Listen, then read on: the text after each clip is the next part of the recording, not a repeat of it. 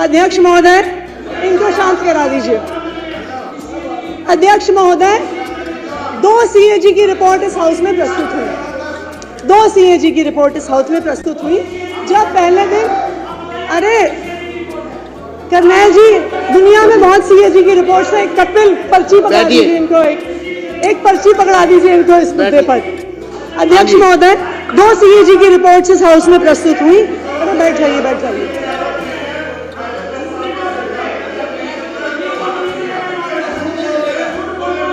आप बैठिए, बैठिए, बैठिए।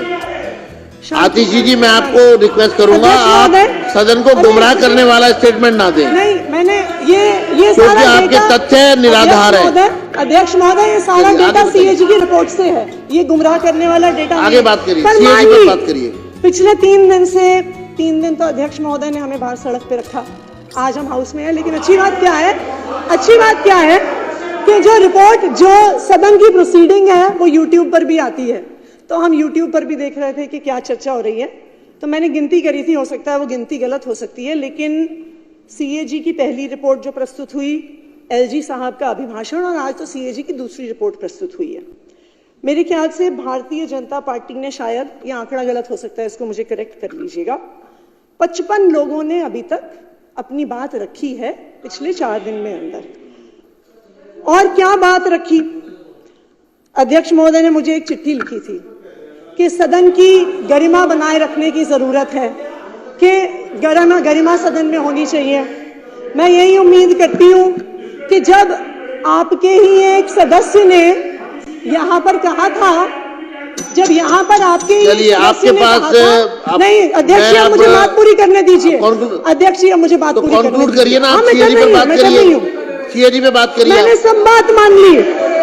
आपने कहा भारतीय जनता पार्टी वाले कह रहे हैं जी कि आम आदमी पार्टी वाले चोर हैं, गुंडे हैं, लुटेरे हैं, पापी हैं, नालायक हैं, घमंडी हैं, कातिल हैं, डरपोक हैं, हत्यारे हैं, नालायक हैं।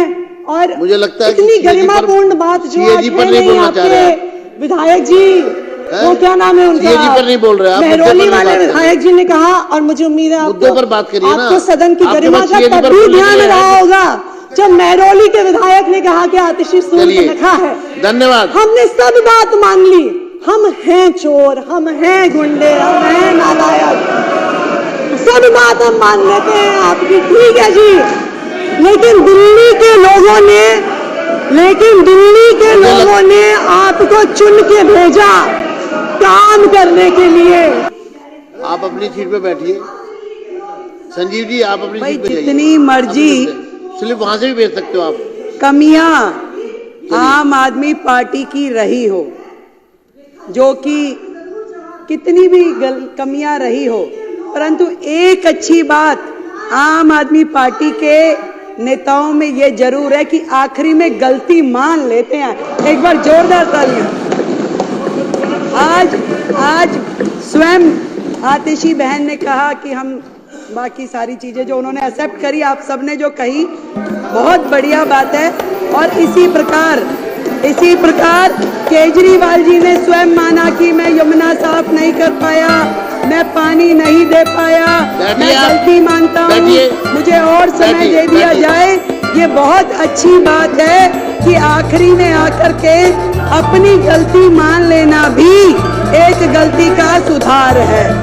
अध्यक्ष जी, मैं तो केवल इतनी बात कहूंगी कि आतिशी बहन, हमारी इस सरकार में मेरे अलावा 4 बहनें हैं। मुझे चिंता होती है आतिशी जी की, बहन है हमारी, कि आतिशी जी आप केजरीवाल साहब का इतना साइड ना लीजिए, और आपसे कहना चाहूंगी कि तू इधर उधर की ना बात कर, ये बता कि काफिला कैसे लुटा। और आज केजरीवाल जी आपको यहाँ फंसा के न जाने कौन से बिल में घुस गए हैं, जब वो स्वाति मालीवाल को अपने घर में बुला करके उसके साथ दुर्व्यवहार कर सकते हैं, तो आतिशी जी आप भी कोई दूर नहीं है, कल को आपके लिए भी कोई घटना दुर्घटना ना हो, इस बात की मुझे चिंता है। जब स्वाति मालीवाल के साथ कुछ हो सकता है, उसको घर में बुला के राज्यसभा सांसद को, आतिशी जी आप हमारी बहन है, मुझे चिंता है आपकी, आपको ध्यान रखना चाहिए। बैठिए, मुझे कार्रवाई, मैं चेतावनी देता हूँ विपक्ष को। अध्यक्ष जी, सीएजी की चर्चा पर, अध्यक्ष जी, सीएजी की रिपोर्ट पर मेरी बारी में ये लोग ऐसे बोलेंगे, और मुख्यमंत्री थोड़ी सभ्यता रखनी चाहिए, करने दीजिए। थोड़ी सभ्यता रखें, आप साथी हो हमारे, थोड़ी सभ्यता रखें। बात ये भी नहीं है कि अस्पताल में हेल्थ विभाग के द्वारा जो बजट दिया गया वो उपयोग हुआ कि नहीं। बात ये भी नहीं है कि कितने बेडों की जरूरत थी और कितने मिले। बात ये भी नहीं है कि दवाइयाँ जो चाहिए थी जनता को वो दी नहीं गई। बात ये है कि जो दिल्ली के लाखों लोग इनके अस्पतालों की वजह से धक्के खाते खाते दुखी हुए, उसके जिम्मेवार ये आम आदमी पार्टी के लोग हैं। आप इन्हें मालूम है कि ये जो रिपोर्ट, अभी तो केवल मात्र 2 रिपोर्ट सदन पटल पे लाई गई हैं, तो इनके होश उड़ गए हैं। पूरे के पूरे अखबार, पूरा मीडिया, पूरे चैनल्स रोजाना सुबह से शाम तक इनके काले चिट्ठे खोलते हैं और ये सोच रहे हैं कि बाकी की 12 आ जाएगी तो इनका क्या हाल होगा, क्योंकि ये पूरी तरीके से सर तक भ्रष्टाचार में डूबे हुए हैं। केवल ध्यान डाइवर्ट करने के लिए अलग अलग प्रकार के मुद्दे लेकर के आते हैं। सफाई के नाम पे घोटाला, दवाई के नाम पे घोटाला, टेस्ट के नाम पे घोटाला, इलाज के नाम पे घोटाला, बेड के नाम पे घोटाला, भर्ती के नाम पे घोटाला। घोटालों की सरकार केजरीवाल, घोटालों की सरकार ने 10-10 हजार रुपए में जो कॉन्सेंट्रेटर मशीन थी उसको लाखों रुपए में खरीदा। 10 रुपए का वो N95 वाला मास्क जो था वो 150 रुपए में खरीदा। और शर्म की बात ये है, खरीदा तो खरीदा, उपयोग हो जाता तो दर्द नहीं होता। दर्द इस बात है, आज भी हमारे अस्पतालों में पूरे के पूरे गोदाम, कमरे भरे पड़े उन सामानों से तो जनता की गाड़ी खून पसीने की कमाई से किया गया है। आज भी पीपी किट, मास्क, कॉन्सेंट्रेटर मशीनें, सिलेंडर अस्पतालों में भरे पड़े हैं जिनका कोई उपयोग नहीं हो रहा, ना तो वो जनता के काम आ पाए, ना मरीजों के काम आ पाए। खरीद कर ली गई, लाखों रुपए का, करोड़ों रुपए का घोटाला हो गया, आज भी वो अस्पतालों के गोदामों में पड़े हुए हैं। कितने शर्म की बात है। एक एक अस्पताल का गोदाम जाके खोल के देखिए, वहां पे क्या क्या पड़ा हुआ है, मिट्टी हो रहा है, परंतु इनके कान पे जूं नहीं रेंगती। कितनी बुरी स्थिति है। इस सरकार का तो भगवान ही मालिक था और शायद भगवान ने इसीलिए इनको इनका फल भी दे दिया। सरकार ने कॉन्ट्रैक्टर को पेनल्टी दी है। क्या ये सरकार, इस 95 करोड़ का हिसाब कौन देगा?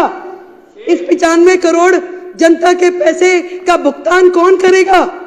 ये सुन नहीं सकते थे, इसलिए यहां से चले गए। यहाँ इन्हें बता दिया होगा कि भाई मैडम ये बोलने वाली है। कितने मुद्दे हैं, इससे ये पता चलता है। वो एक कहानी सुनाती हूँ छोटी सी, मुझे याद आ गई। सिद्धू जी अब हमारे यहाँ नहीं है, वो सुनाते थे। कह रहे जी एक दुकान पे कुछ पुलिस वाले आ गए और आ करके कह रहे कि चोरी हुई थी उस दुकान पे। तो पुलिस वालों ने पूछा कि भी बता चोरी हुई है, क्या क्या चोरी हुआ, कितना नुकसान हो गया।